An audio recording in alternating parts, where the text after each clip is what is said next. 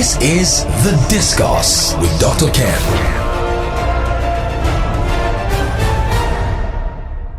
The big business of the show business. Last week we had a fantastic show. The feedback says as much, and we had Ray One, Bismarck Ray One here, and we discussed Nigeria 60 years after, 60 years of the Nigerian economy. He took us through the 70s, the 80s, 90s, and the predicament we found ourselves in the current times. But at the end of the show, he gave us that there is some light at the end of the tunnel, believing that there is. We therefore wrapped up the show, and today we decided that, listen, something that could potentially help that economy needed to be discussed, and that is why today I brought you Richard Mofe-Damijo, RMD. Welcome to the studio, RMD. Thank you very much, Dr. Ken. It's a pleasure to be here. Fantastic. Normally I start with reading out the profile of my guests. The size of my guests, I wouldn't have bothered today, but since it's a tradition, let me just be quick with it. Richard Mofe-Damijo, RMD, is an elite movie actor and one of Nigeria's very finest in the movie industry called Nollywood. He has been actively involved in the development of the Nigerian entertainment industry for over 30 years. Richard Mofe-Damijo served as commissioner in Delta State and contributed immensely to the foundation and integration of the entertainment industry in Delta State. RMD's unique talent and high-level professionalism has clearly distinguished him in this movie and showbiz industry. RMD is a philanthropist and a supporter of many charities and is a recipient of several honors, awards, and recognitions. He is highly revered and regarded, and rightly so, and considered an icon not only in the movie space but in the Nigerian conversation. Thank you very much. Welcome again, RMD. Thank you. Thank you. It is a fantastic Sunday, good sunny one. Listen, I could take 1 hour just doing introduction, but let's minimize that. Like they say, what make I know overdraw catapult, have you? Have you? You cut. So who is a creative? Can you help us put a context to that? You know, who really is a creative? A creative is anybody who creates artistically, or literally, or I think perhaps those two areas cover it. But people who create things within the creative space. These days it includes even software. I mean, there are people who are creating stuff in that area, especially with tech now. So that's basically what it is. And most people know them, especially if they are in the performing. If it's one of the performing arts, or in the fine arts, these days fine arts is both digital and live, so it's almost endless now because technology has liberalized the space so much more. Yeah, it's good to put that in context because coming onto the studio, I got a lot of messages and people were telling me who really is a creative. So I was wondering whether there's an exclusive cohort of people that fit into that categorization. Well, like I said, from musicians to fine artists to software engineers to performing artists, those are the ones who really inhabit it. I mean, in ordinary parlance, those are the ones who, but these days, I guess anybody who approaches the registrars of patent and trademark, for something that they find registrable, that you can exploit and prevent others from exploiting it, then I guess it makes you a creative. It's almost ad infinitum now. Is that elastic? It is that elastic now, because within the corpus of the major, genres or the major areas that I mentioned, there is so much, now that people are creating out of what you know as the traditional, literary and artistic space, Okay, fantastic. So this show tries as much as possible to focus more on the business side of things. Therefore, it is possible that we discuss how the welfare of people in this category, the idea is that we should turn talent into assets, and then those assets in turn will become of value to themselves. Yes. So RMD, the term show and business, them the fight, like No, I say, so absolutely. because why I say this is that how you see the artist shouldn't starve after all, isn't it? No, it shouldn't. But unfortunately, in most developing countries, the concept of an artist is frowned and looked upon as something that is for people who can't do well. So you still find traditional societies struggling to get out of that definition of people. Imagine me standing in front of my parents in 1980 and saying I was going to school to study theater arts. I mean, it meant in general that I was going to school to play. That's what it meant. Yes, that was what it meant. The question was, where was law? Where was all of that? and I'm an Urobo child, in first male child in a family of 18. Wow. There is no way any Nigerian father or mother will be happy to have his or her child go to school to play. The Yorubas call them alawada. So you still find that is what the banks are dealing with. That is what government is dealing with. You even find people within the creative space who enable that thinking. So if, for instance, I go to an award ceremony, for instance, where they are awarding movie greats and all of that, when government officials come, they will still put them in the front seat and put me in the second row. Wow. Even though that ceremony is for me. It's about you, yeah. Yes, they will still bring, actors will come to that place and they will put them in the back row and put government officials in the front row. It's a thinking, it's a mindset that is still there. I fought it for 7 years, for 8 years in Delta State. But the protocol people don't understand it. They don't think a musician has a right to sit on the front seat, even when it is a ceremony that does not in any way, elevate government or governance. So that is what you're fighting with, and that is why the banks have not dedicated to it. That is why government has not dedicated to it. What they do are interventions. Now, until you institutionalize that support, until you make it part of our constitution, until it is guaranteed, it becomes deliberate, until there is a deliberate and sustained policy on development of the arts or regarding the arts, there is not going to be any kind of remarkable progress. I mean, the Jonathan government did try to calculate our effect on the GDP. I think it was about 4% at that time. Now that is what is calculatable. It's like when they talk about remittances back home. It is only what goes through the banks that are calculated. What about the ones that we just bring in when, boy, they go home. They go home for Christmas and they give my mother 800 or 100 and all of that. So it's the same thing with the arts.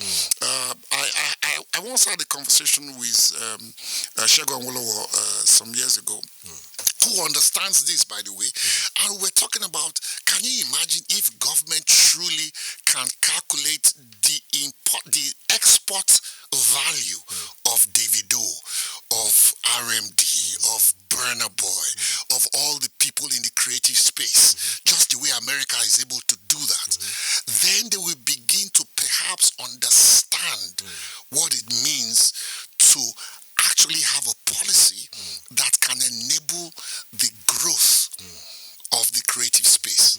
What they are doing now is when we have screamed loud enough, they will create some form of intervention. Bank of Industry, give all these boys some money. They think that's just what it is about. CBN, do something. And even those things end up being hijacked. It's the same thing, how they still do not understand small businesses here in Nigeria. I'm not going to go into all of that because this is not the space for it. But until they understand that it is small and medium scale businesses that drive, that level of the economy that become the big ones. Because what's the basis of a startup? I mean, look at what has happened to Flutterwave, Paystack. If if the government does recognize this and can remove politics and corruption from the governance of the creative space and of tech, you will not believe the leaps and the bounds that we will achieve when that space becomes as openly transparent as tech is, as the creative space itself is. But what we are suffering from is what I traced earlier. That whole thing about these are just creative people. They are the ones who can't hack it as doctors and all of that. Let me tell you something I suffered when I was in government as well. Okay, so imagine me as Commissioner for Arts and Culture and Tourism, and then I'm sitting down in an ESCO meeting, and everybody's doing presentations, and the Commissioner for Works does his own, for Health does his own, maybe Environment does, and Culture has to do, Culture and Tourism. And I'm talking about tourism, I'm talking about culture, I'm talking about calendarizing our festivals and all that, and they're looking at me like, I am finish quick now. We talk about roads. It's like any other business. Yes, we they talk about road and health, forgetting that it is a sector that must be developed alongside every other sector. As you are constructing roads and all of that, you are making sure that all these things are also being done. So it is only when our RMD has been given an award in America, or Burna Boy has won the Grammy, then one chief of staff or somebody in media will write a letter to the person and say, then they will say the president just congratulated Burna Boy for winning. He doesn't get it. He doesn't. Whereas we can decide that we can win it every year until South Africa deliberately went for the jugular of winning the best foreign film, the Oscar that they did. African countries didn't realize how important it can be. I cannot stress enough how important or how iconic a Burna Boy is now on account of him winning the Grammy. I cannot emphasize how important a David Oyelowo is, for the fact that he is one of the most iconic actors in the world right now. Look at how people are celebrated the minute they are validated, by the West, who control mainstream media. So that is why we all end up striving to be validated by the West that controls mainstream media, because then they will have, importance, without meaning to anticipate your questions. When Black Book was released, for instance, my new movie, we went to #1 straight away. Yes, I've dedicated a whole chapter of this program to that. But until Netflix Global said that we are #3 in the world, we are so and so. I mean, you will release all the figures later, or we'll speak about the figures later. Until the West, if it is not validated, or we don't go to Chatham House, or we don't do any of those things from mainstream media, people don't look at them as. So is it a case of inferiority complex, or just a case of the difference between knowing and understanding? I think it's not inferiority complex. I think it's just knowing and understanding that there is life outside oil, and it is not supposed to be lip service.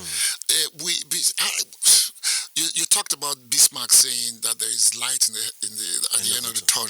I'm really hoping that light is more than just a light. It will really sparkle, very soon, and then we can begin to see, sustained and deliberate policies on these areas. And when I say that, it will not be intervention. These are going to be guaranteed, and it is not going to be dependent on the government of the day. They will be institutionalized, and it wouldn't matter whether it is what party A or party B. It wouldn't matter. Just a developmental policy. It is there.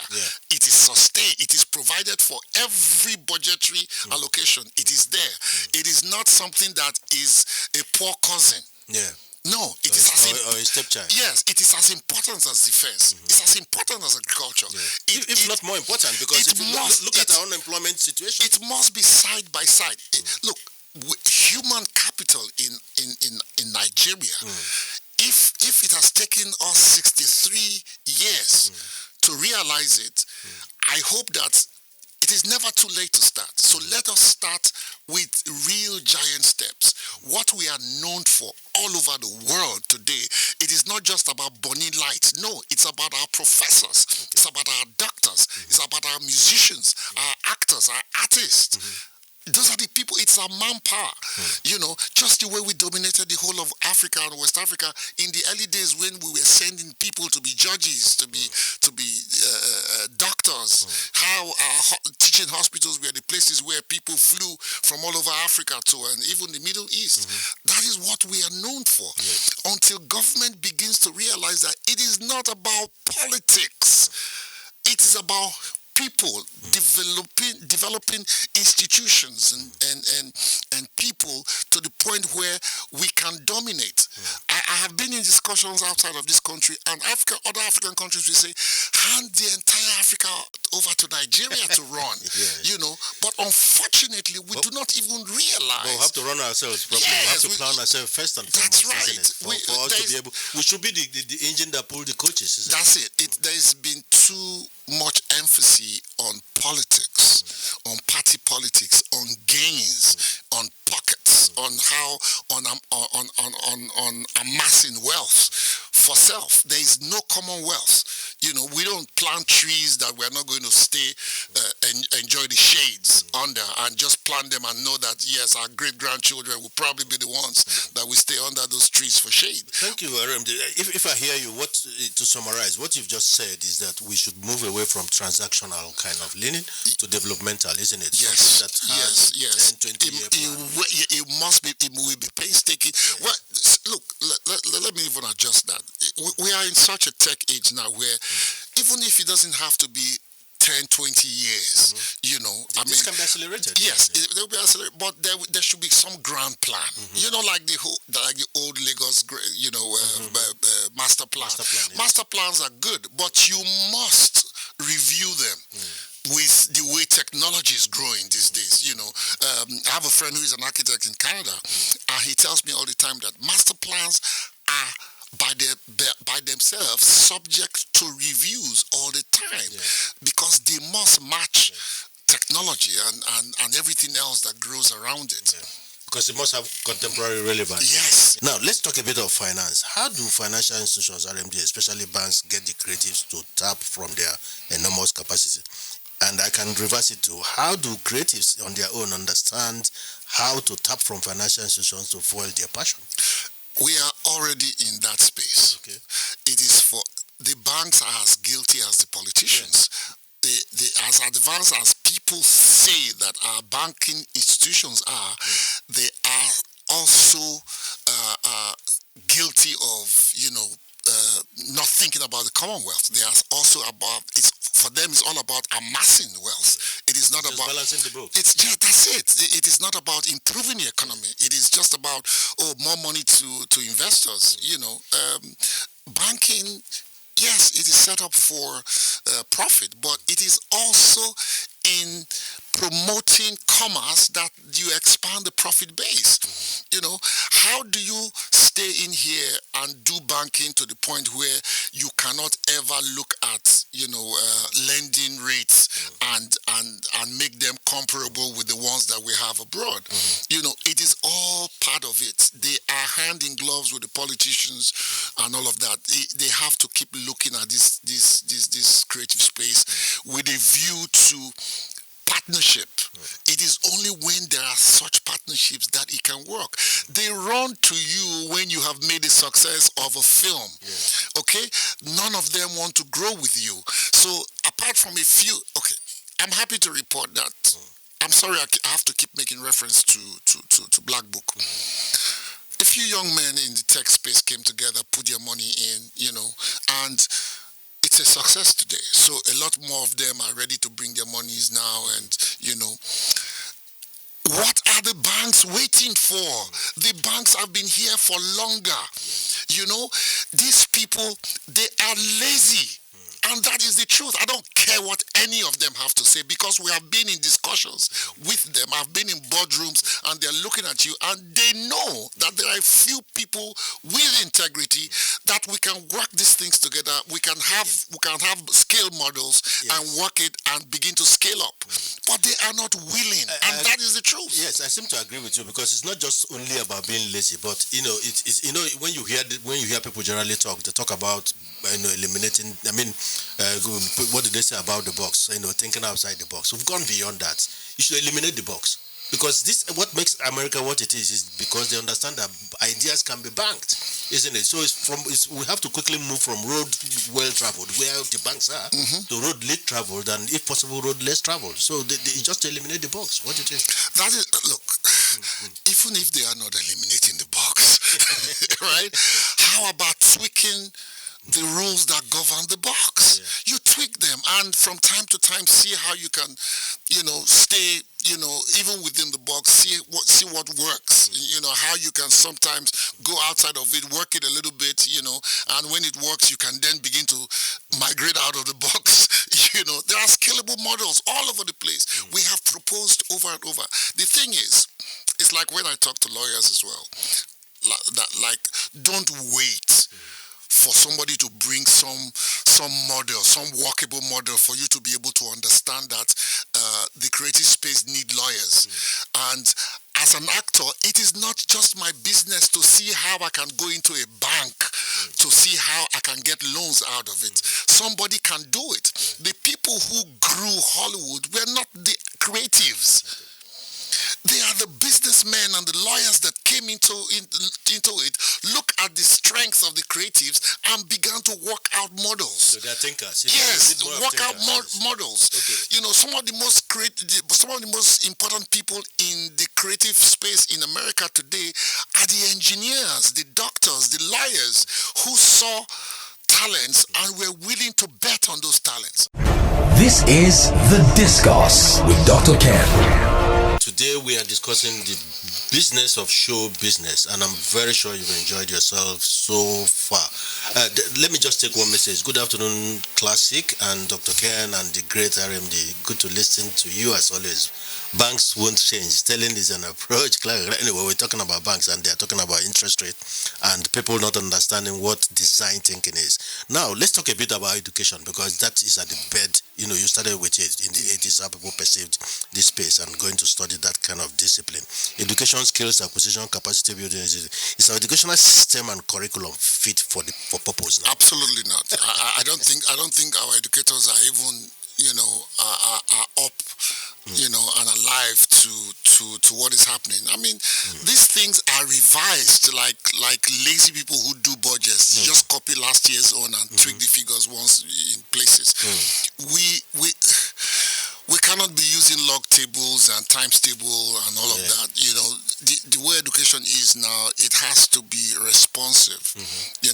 I mean, some comedians tell jokes about it. I just left Tori yesterday, and one of them was saying that they would teach us how to label mosquitoes.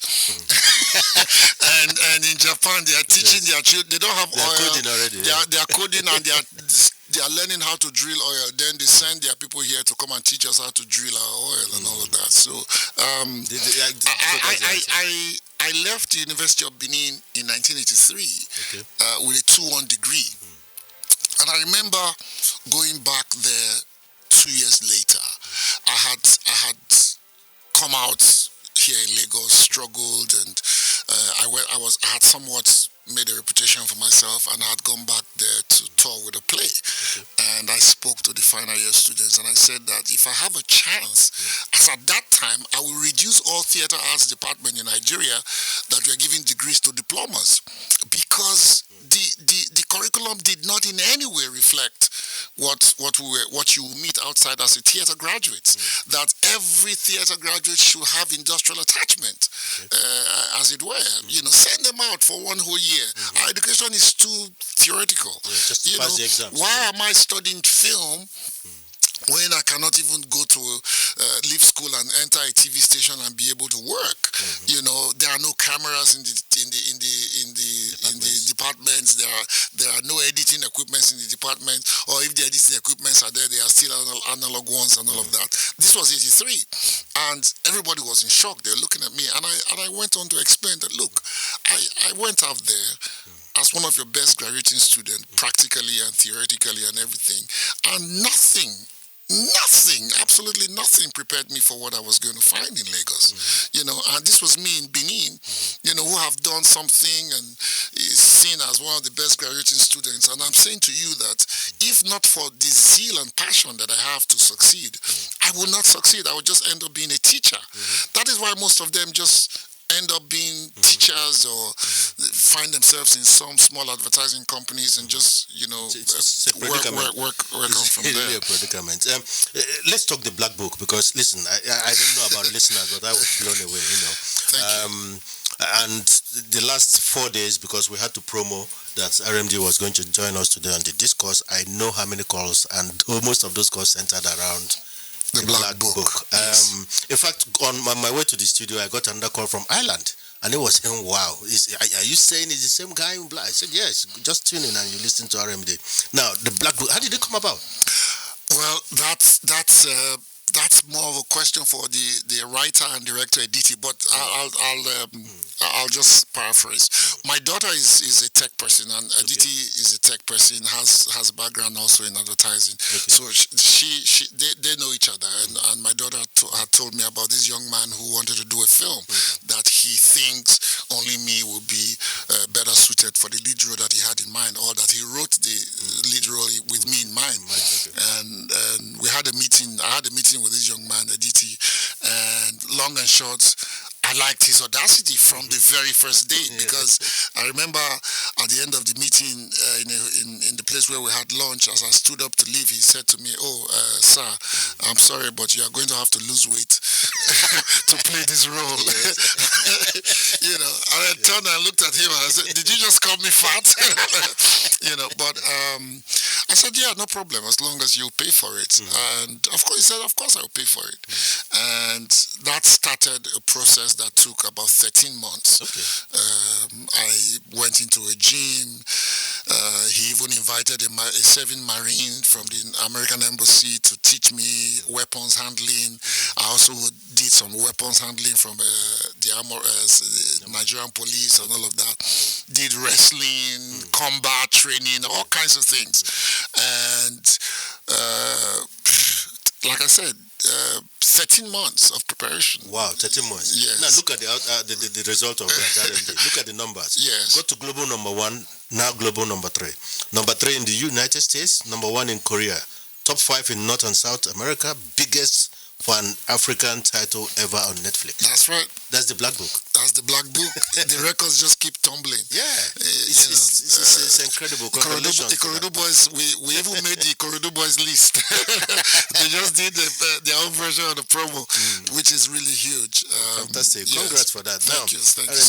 I'm told that in Nigeria, the first real challenges is to deliver quality live experiences in entertainment, music, drama, etc. What's the role of tech in all of this? Oh, tech has liberalized, the space. Tech is the very backbone upon which all of this is done.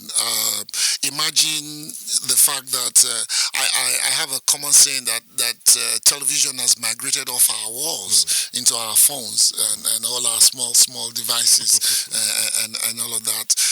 Tech is the democratizer. We say tech has democratized the space. I was talking to somebody in Warri 2 days ago as well, and he was telling me that you can do a song today, and he can put that song on every streaming platform the next day. Wow. That's how well tech has changed the space. That is why there are so many millionaires and billionaires now in the space. You cannot overemphasize, and we have not even seen the end of it, because as it begins to improve, delivery as in from the maker to the consumer has been reduced to milliseconds. Yeah. You know, look at the we call them YouTube millionaires that we have today in Nigeria. These boys are creating content on a daily basis and uploading on YouTube and even on Facebook. And these boys are smiling all the way to the banks. When all of this is why I say that the bankers and all of these people and government, they have no idea. There is no study. There's nothing. What America will do, look, America studied even from FBI angle, everywhere, CIA, they studied rap music and how it affected the communities. Yeah. It was in the process of all of that study that they commercialized it.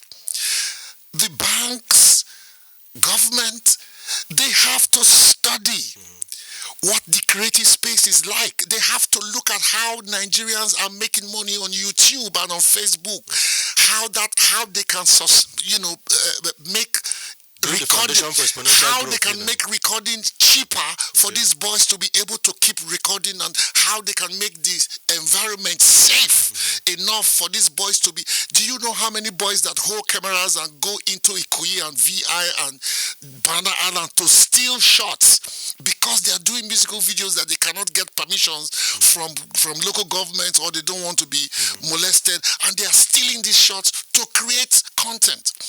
So imagine if you free up the space. Imagine if you understand it. So it begins from understanding. Then you will begin to know how to do this. I had a discussion with somebody who is connected to the top military brass, and I said, we're talking about Black Book, and they were really impressed and all that, and they were like, oh, I see that you had corporations from the army and from the police. I had to go visit Umba at the police headquarters in Abuja, before we shot the Black Book, because we needed help from the police. I don't have to be the one to go, to go, use my connections to get all of these things. The police, by now, Nollywood is how many years old? There should be a desk. There should be a film desk that should be able to liaise between the filmmaker and the police for uniforms and all of that. If I'm shooting a film in America today, whatever city, whatever county, the police will tell me how much to rent a police car, how much to rent a real police, how much to rent police uniform and everything, and they will tell me how much per hour, and I will pay for it. The Nigerian police can actually have a film office where we will go, we want to use 3 or 4 police stations. They will tell you, okay, you can use the one in this. So they plug into the economy of the They even have what they call demonstration police stations and demonstration jails and all of that. You can create all these units for filmmakers to come. Just as they have, these things in operating hospitals and all of that. I'm about to shoot a film in Utah, and there's a university there that is telling us that for the medical facility that we need, they have a demonstration place where a simulation, surgical, Really? Yes, there is simulation everywhere, just like you have simulation for pilots and all of that. We should have that. The government and all these institutions must respond to the growth that we are experiencing. We are the last bastion for the survival and for the elevation of Nigeria as we know it today. The politicians have continuously given us a bad rep. So are the banks and all of that. So we need to be able to,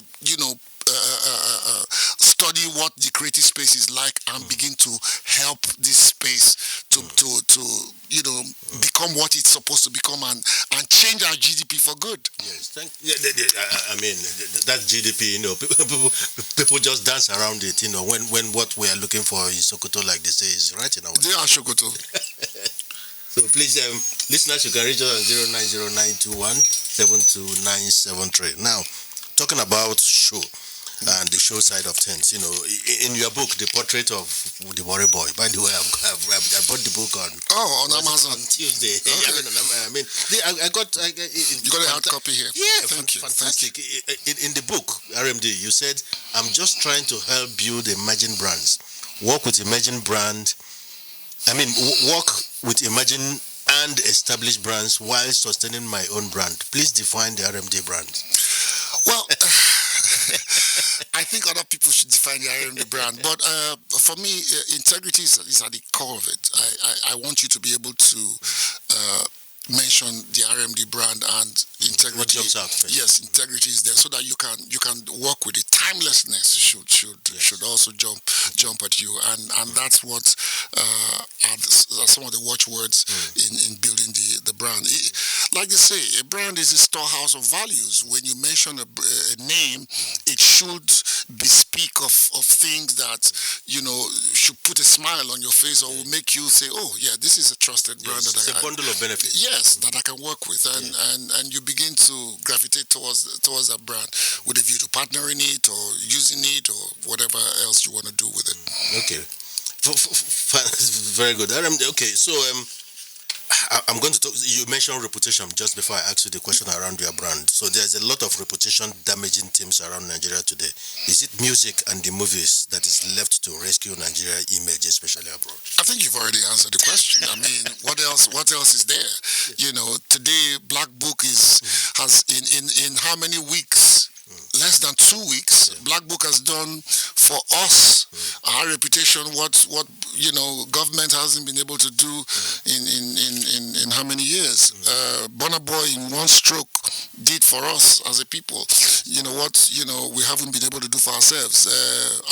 Amushan, our football team when we are winning. Even when we are not winning, basketball. Everything in entertainment, everything in the creative space, everything even in medicine, we are, even our drivers are the ones that are being packaged to the UK, for rescue. We are on rescue mission all over the world. How come, there was this thing that went viral, that somebody was talking about Nigerians going abroad and then foreigners coming in. It is because there is no recognition of talent. There is no value for talent. If your talent is not valued in one space, you go somewhere else where it is valued. We have to learn to elevate talent. You and appreciate it. And appreciate it. Look, I told somebody some years ago that I think it was at an interview, and I said, in traditional setting, creative people were so valued. At that time, the seat of government was the palace, right? The palace would commission the creative people to either do statues or images or carve stuff or ornament things or do festivals and all of that. What happened to modern day government that is supposed to be the ones that should elevate the art? They failed. They made it the cousin or the poor cousin or the stepchild of development.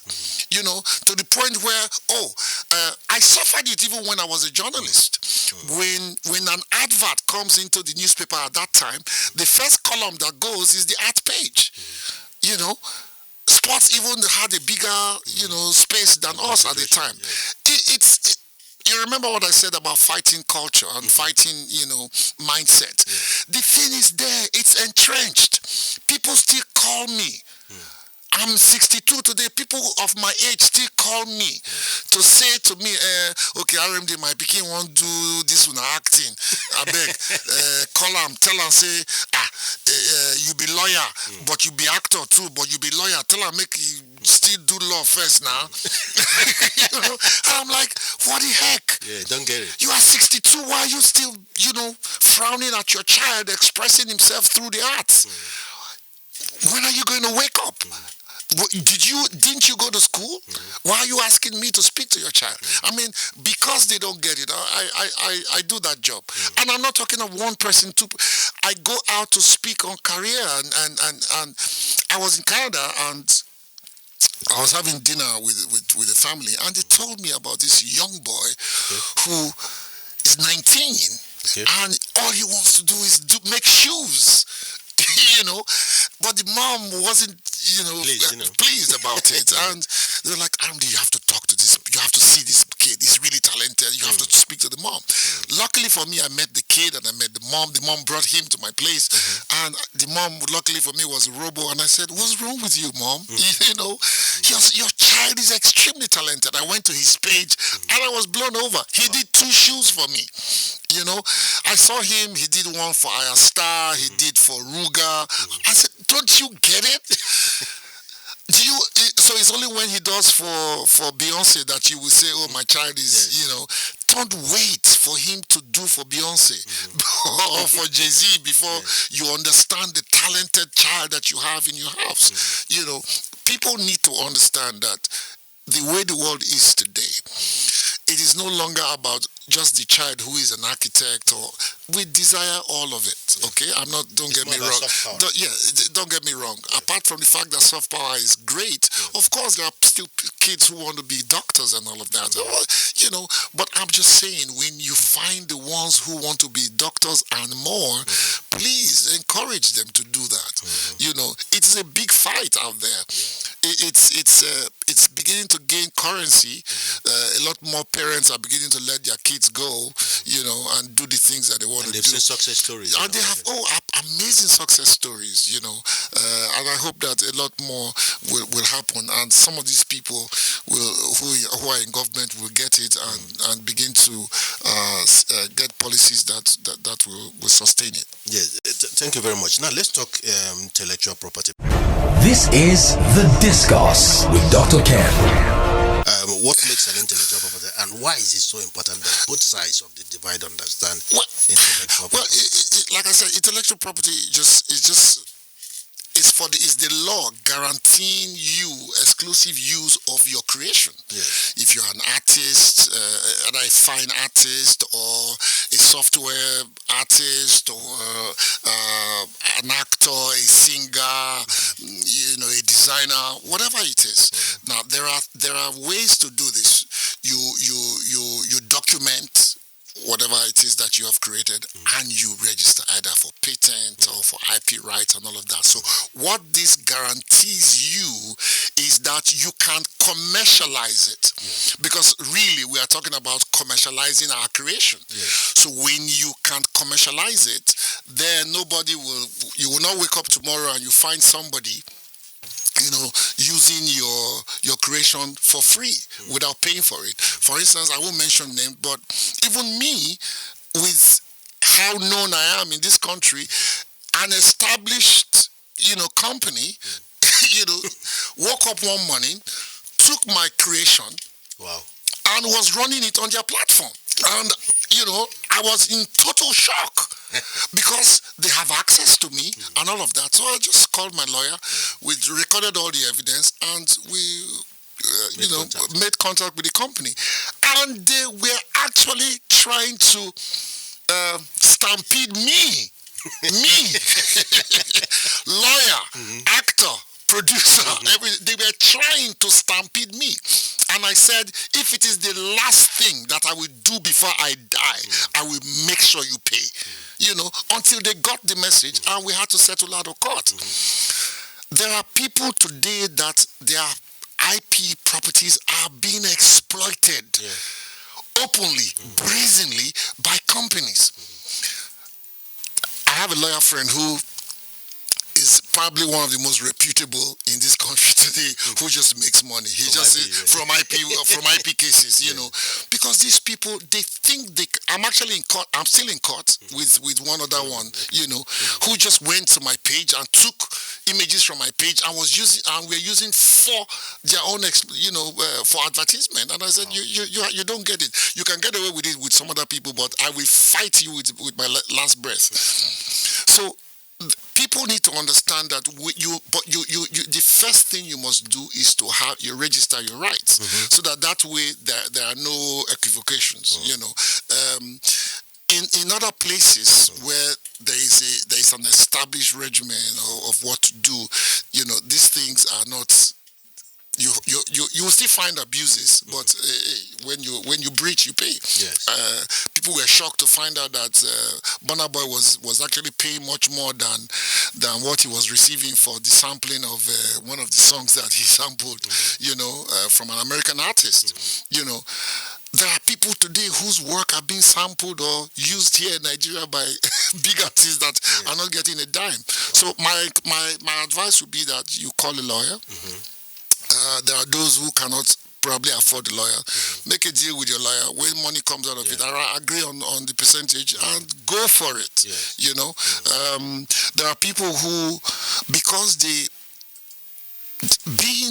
novelty of being seen in public or being heard in public is still there in Nigeria today. So these kids just want to be heard on radio, or they just want to be seen on television, and so they will sign away their lives. But what I say to people who ask me or come to me is that even the law recognizes unfair contracts. All right, so you can still go to a lawyer. You can roll it back. Oh yeah, you can still go. I mean, come on, you can't take advantage of somebody. I mean, there are places where they will say people will ignorantly say, they will say people will say ignorance of the law is not an excuse.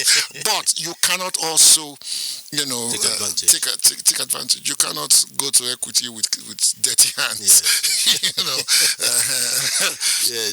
I'm happy you clarified that, because there are a lot of issues, and then people just ride rough shots on young emerging talents and get away with it. So RMD, the star and the celebrity phenomenon is always growing.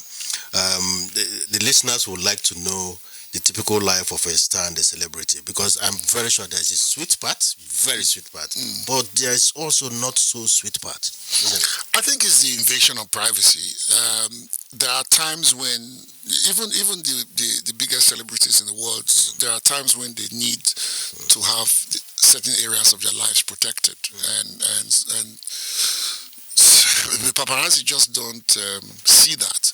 The lines blur, and they cross these lines, and so long as they are happy to do their click stories, they don't care how much of your privacy they invade, or even if it's at a risk of destroying your home.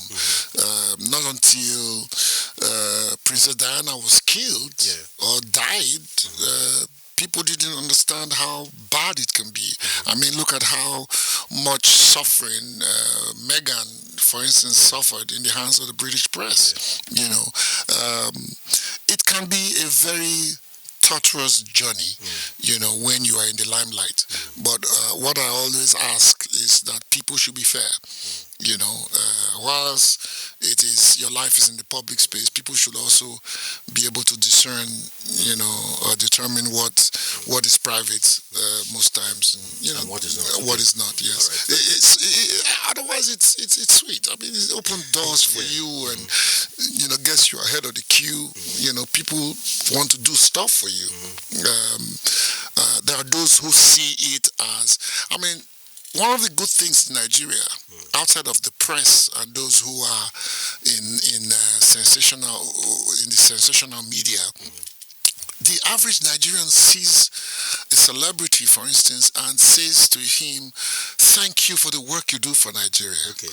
That is very heartwarming. I get that all the time. People come up to me and say, "God bless you for the work you do for us." You can't measure that. Yeah, you can't. No amount of money in the world can do that for you. I come back to this country most times, and there are people in immigration that will say, "Welcome back. Thank you for the image of Nigeria that you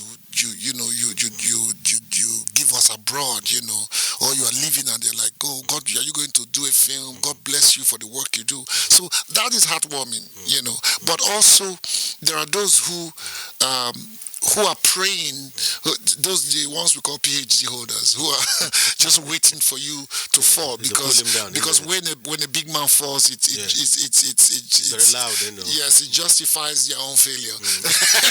Not only me be failure, you know, that kind of thing. So there are a lot of messages, RMD, but I just take one from Shola Lawson. He said, "RMD, when it comes to Showbiz, I think it's time you champion advice to the younger ones." I'm sure he's doing that already, to employ professionals to handle the business of their creativity. Lawyers, accountant, managers are needed. So basically, he's talking about, listen, you may be talented, but you need structure.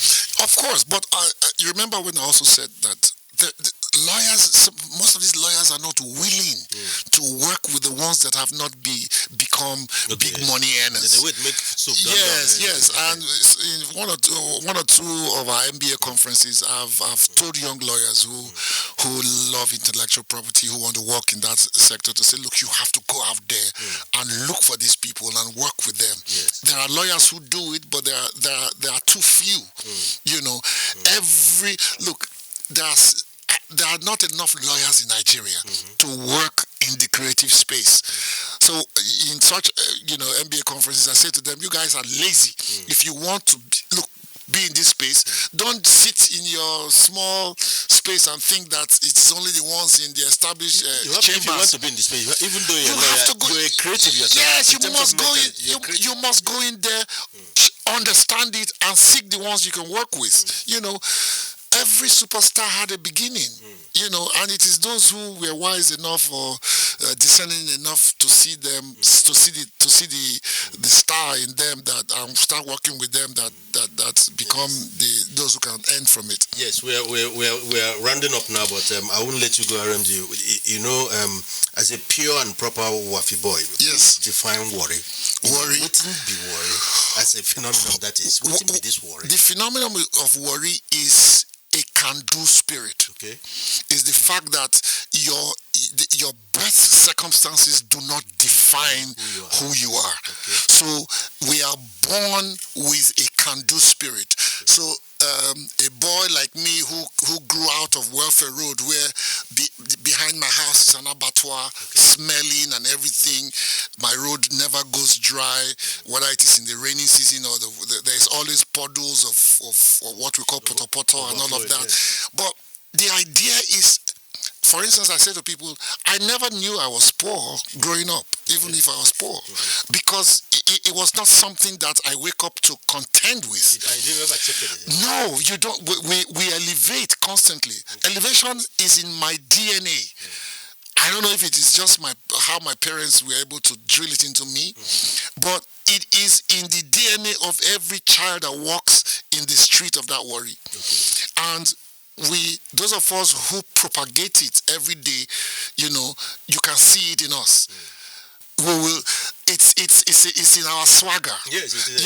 It is definitely swagger. It is a worry boy called Alibaba walking into my office in 1990 or what was it, or 1993 or so, and after waiting for like an hour to see me, and I see him and he says, oh, is this the boy that is looking for you? And I say, what's your name? He said, Alibaba. I said, my name is Alibaba, but I funny die. And I look at him and I say, yeah, make me laugh. And he goes ahead to make me laugh. And 2-3 hours later, we are there, we are gisting as if we've known each other all our lives. And I start taking him to shows, and the rest is history. It's the same thing with the Yoruba boy called AY, who is born and bred in Warri, and is accepted as one of us. Being a Warri boy has no tribe, no ethnic group, nothing. It's just, and we do not become men.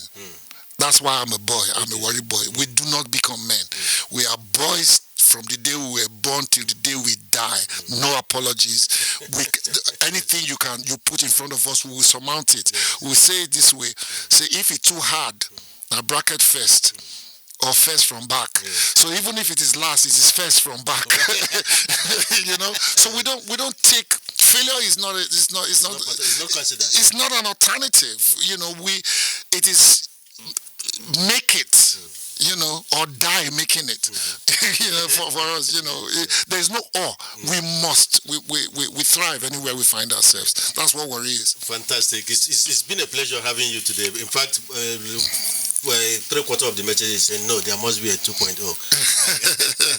I will extract a promise from RMD that before the close of the year we'll probably consider. Bring it on. We need a tire. We need a tire. Yes. So RMD, as we close, and please, we discussed this, and I'm very happy to allow you to give us a proper African proverb. And is it going to be a worry proverb or just? See, when you say African, it's African, man. Okay. The proverb is this: Na te igo te, stammerer must call him Papa name. That's the proverb. So you can say Na te igo te, but stammerer go call him Papa name. Last. Yes, last, you must call him Papa name. Yes. So if you say, what's your father's name, I can go, Mofe-Damijo. Yes. Now take it, but I still call him. Thank you very much, Aaron. Thank you, What will be your Dr. song for the week?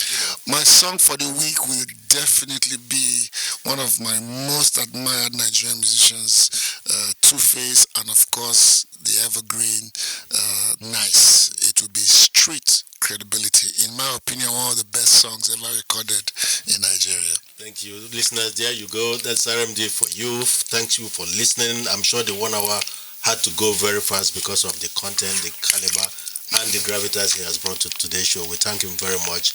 Have a great week ahead of you. Bye. And that's it on The Discourse with Dr. Ken.